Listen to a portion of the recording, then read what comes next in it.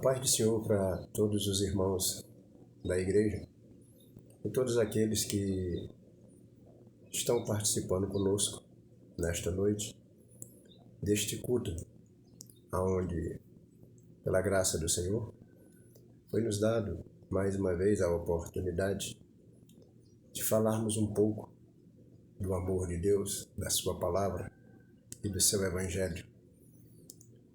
Responsabilidade essa que, se todos os servos do Senhor, a quem foi chamado com esta responsabilidade de conhecer o Senhor e procurar transmitir este conhecimento, tem sido muito difícil. Eu gostaria de meditar com toda a igreja nesta noite sobre um texto que poucas vezes já ouvi transmitir uma mensagem ou um estudo acerca deste versículo, que se encontra no livro do apóstolo Pedro, um dos homens que andava ombro a ombro com Jesus, era um dos mais próximos e chegados dele, e que somente neste livro nós encontramos uma referência tão específica acerca deste assunto que eu me proponho a falar aos irmãos nesta noite. O texto se encontra no livro de 1 Pedro, capítulo 4, versículo 17 ao 19, que diz o seguinte: porque já é tempo que comece o julgamento pela casa de Deus, e se primeiro começa por nós, qual será o fim daqueles que são desobedientes ao evangelho de Deus? E se o justo apenas se salva, onde aparecerá o ímpio e o pecador? Portanto, também os que padecem segundo a vontade de Deus, encomendem-lhe as suas almas ao fiel Criador, fazendo bem.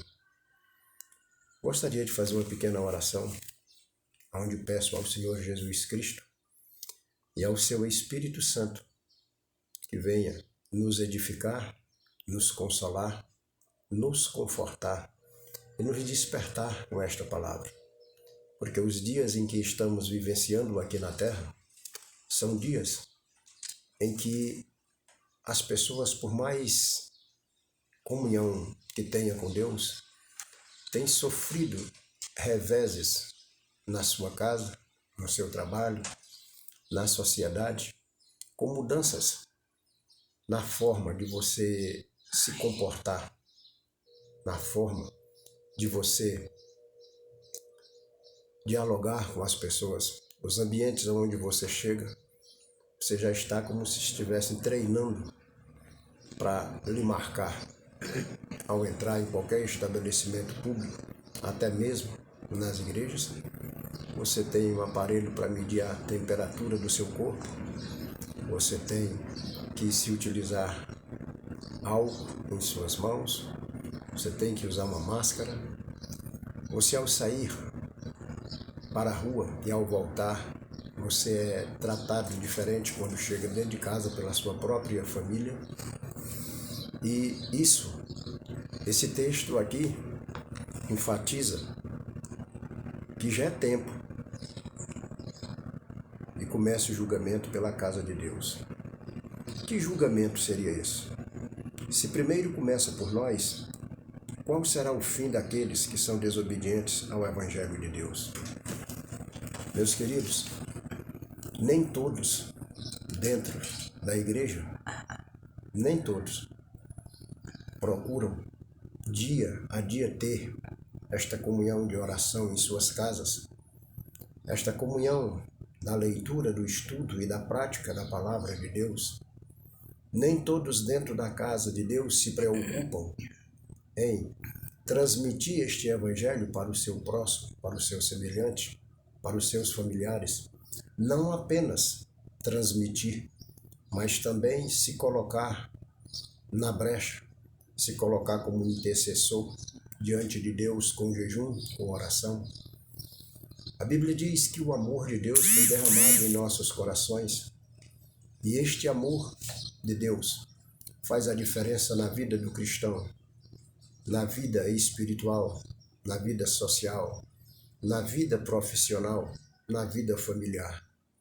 E o que nós estamos fazendo para que este amor seja manifesto?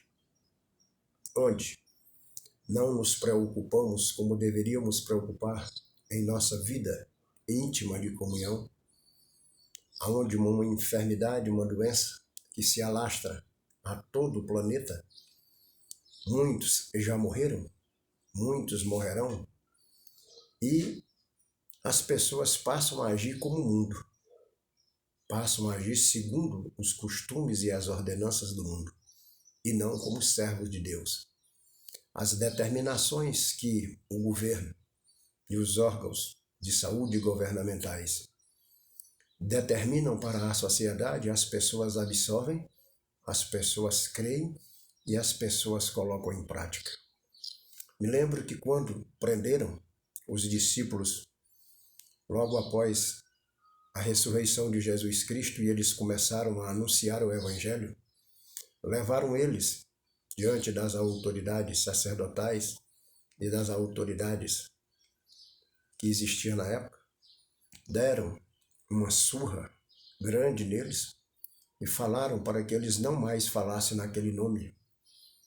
E eles glorificavam e louvavam a Deus por estarem apanhando, por estarem sofrendo por amor a Cristo.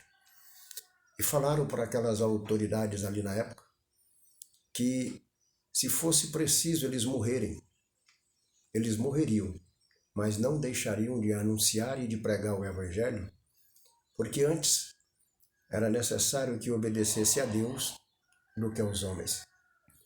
Hoje, como nunca na minha vida, nesses 55 anos que eu tenho e 33 anos de cristão, ouvi normas, leis que impedissem o povo de Deus de se reunir, de se congregar. E as pessoas hoje aceitam isso, né, como uma manobra, como uma coisa normal e social, quando existem leis superiores a isso. A Constituição Federal, a Constituição Estadual, onde tem os direitos individuais acima do que qualquer outra lei criada recentemente, que fere, que vai contra a própria Constituição e, acima de tudo, vai contra a lei de Deus, a palavra de Deus. Então, meus irmãos, não é de admirar que muitos, neste período de pandemia, vão se desviar. Não é de se admirar que muitos já deixaram a igreja, já deixaram de congregar. E a palavra do Senhor, como eu acabei de ler, disse que é necessário que primeiro venha o juízo de Deus sobre a igreja.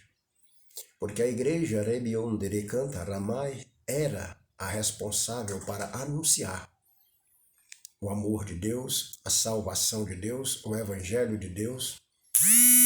E esta igreja, ao se acomodar e aceitar essas normas, essas leis, estão deixando de cumprir o ID do Senhor Jesus Cristo. Eu gostaria de que os irmãos se lembrassem que, se toda a igreja hoje no Brasil, toda a igreja, todos os ministérios, entendesse e compreendesse que, através da oração, estivesse desde o princípio a igreja orando todos os dias, grupos específicos na parte da manhã, da tarde, da noite, clamando, jejuando, pedindo a intervenção de Deus na nação brasileira, com toda certeza a igreja do Senhor hoje no Brasil estaria num patamar espiritual diferente. Mas onde estão os grandes líderes religiosos do Brasil? Onde estão os grandes líderes eclesiásticos? Onde estão os grandes ministérios? Todo mundo calado. Ninguém vai para a televisão, ninguém vai para a imprensa e convoca os seus membros a se prostrar e dobrar os seus joelhos, pedindo a intervenção divina, pedindo a salvação, pedindo a libertação, pedindo a cura. Mas continuam como se isso fosse uma coisa normal e natural, sem falar os fenômenos que estão ocorrendo no planeta inteiro, nos países inteiros, aonde demonstra que a coisa que é sobrenatural é Deus que está fazendo. Então, Deus pede da minha parte, da sua parte, da nossa igreja, das demais igrejas. Vamos nos prostrar ao Senhor. Ouvi uma mensagem esses dias do evangelista Robson, onde diz que a primeira mensagem de Jesus, de João Batista e da igreja era sobre o arrependimento. Então, creio que nós estamos agora diante de uma situação que a igreja precisa voltar ao primeiro amor.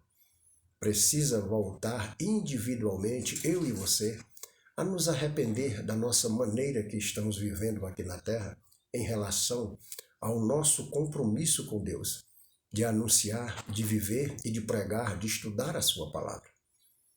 Deus não mudou. A forma de Ele agir é através do quebrantamento, é através da oração, é através do temor, é através da obediência. E se nós não nos consagrarmos individualmente, cada um de nós, não temos como Deus agir através de nós. Então, eu peço para que os irmãos entendam que este juízo de Deus já começou. As pessoas pensam que pelo fato de sermos evangélicos nós não podemos pegar uma pandemia, um câncer, uma diabetes, não podemos ser atropelados, não podemos ser mortos a tiro, a faca, porque somos evangélicos. A Bíblia não ensina isso, não diz isso. A Bíblia, pelo contrário, ela diz que todos os teus dias e os teus meses estão contados e determinados diante de Deus, e chegando este dia não passará. Mas há uma doutrina criada pelo próprio homem, pela sociedade, de que pelo fato de você ser cristão, você não pode ser atingido por enfermidade. Você não pode morrer como as demais pessoas. Em nenhum texto da Bíblia mostra isso. Se você está vivenciando o período de comunhão que você tem que estar vivendo e Deus está lhe usando, esse é que serão realmente perseguidos.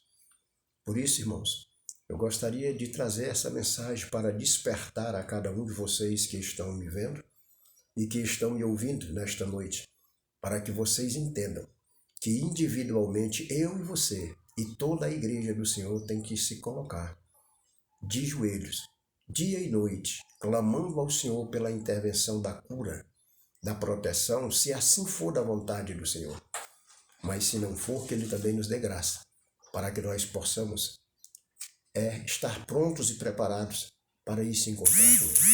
Que o Senhor Jesus Cristo possa, através do seu Espírito Santo, dar maior entendimento e clareza a cada um de vocês que estão me ouvindo. E peço, despertem, individualmente, despertem. Jesus está voltando. E esta é a mensagem da igreja nesses últimos dias. Devemos nos consagrar e nos santificar e estar prontos para o arrebatamento da igreja. Que Deus assim abençoe a cada um de vocês e que vocês entendam que individualmente nós somos responsáveis pela nossa nação, pelo nosso bairro, pela nossa cidade e pela nossa família, através da intercessão. Que Deus em Cristo Jesus vos abençoe. É o que eu peço em nome de Jesus Cristo. E eu agradeço essa oportunidade. Amém.